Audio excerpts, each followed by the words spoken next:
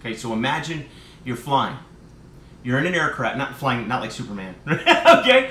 You're flying in an aircraft at 500 miles an hour, at 25,000 feet, whatever. And the whole time you're flying, you're not only flying this aircraft, you're not only at the controls, the stick and the throttle, but you're also flying formation.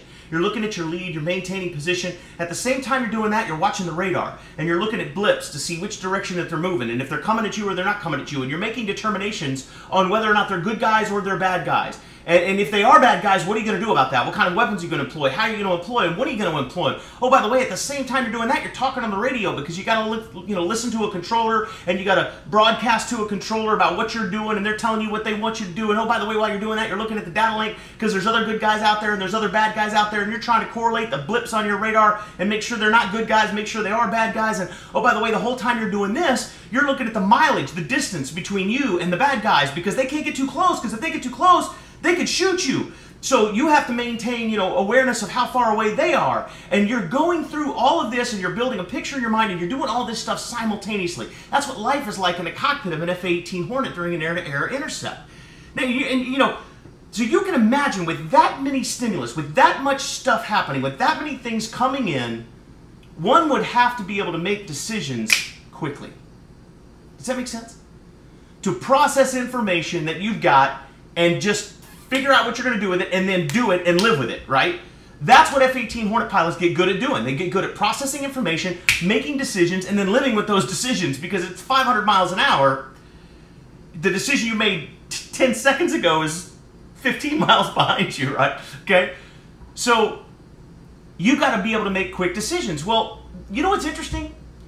Is the same skill that proves so valuable for example, fighter pilots, the ability to make decisions based on available information and then take action afterwards to make those decisions correct ones.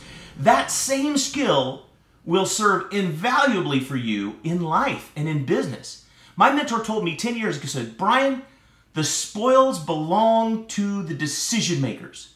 People that can take in information, make a decision, take action on that decision, and then make that decision a correct one.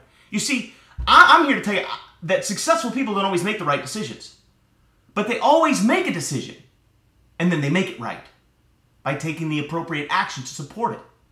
You see, some people make no decisions at all.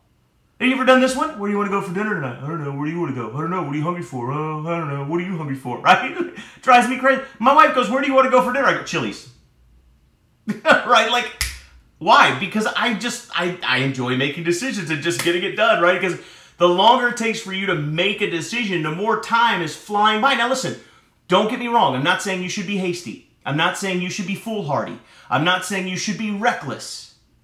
But I'm telling you that even if 1 out of 3 or 1 out of 5 decisions that you make turns out not to be so good, the ability to make a decision will put you miles ahead of the indecisive spaghetti noodle spine populace at large. And when you can get into the top 3%, the world will pay you for it. Guys, make a decision.